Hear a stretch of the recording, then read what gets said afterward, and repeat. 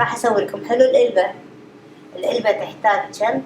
6 بيضات. هذه الطاسة 6 بيضات وتحتاج 4 قفاش حليب بودر، لأن الحليب البودر شوية يثقل شو اسمه.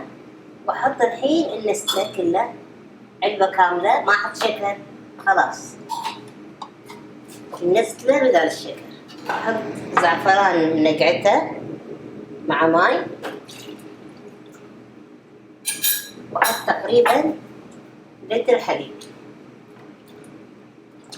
لكم المقادير مرة ثانية: 6 بيضات، 4 قفاش حليب، كوب ماي زعفران نقعته، ونص قوط قيمر، وحليب نسلة 1 بس. حطيت نص علبة قيمر. الحين بشغل.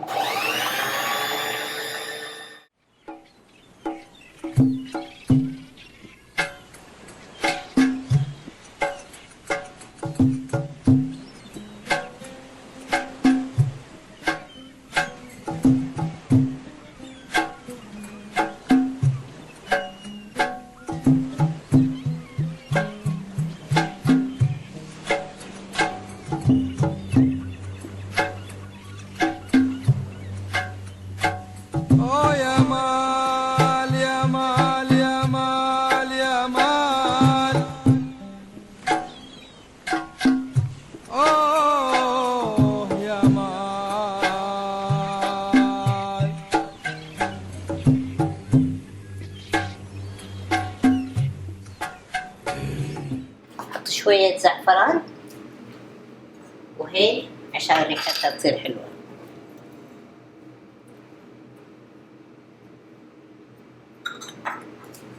هيل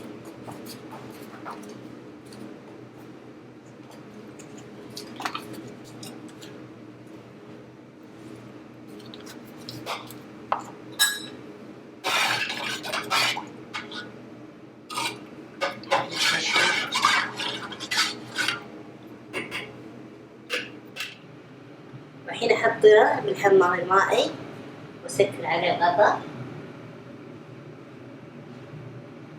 عشان يطبخ.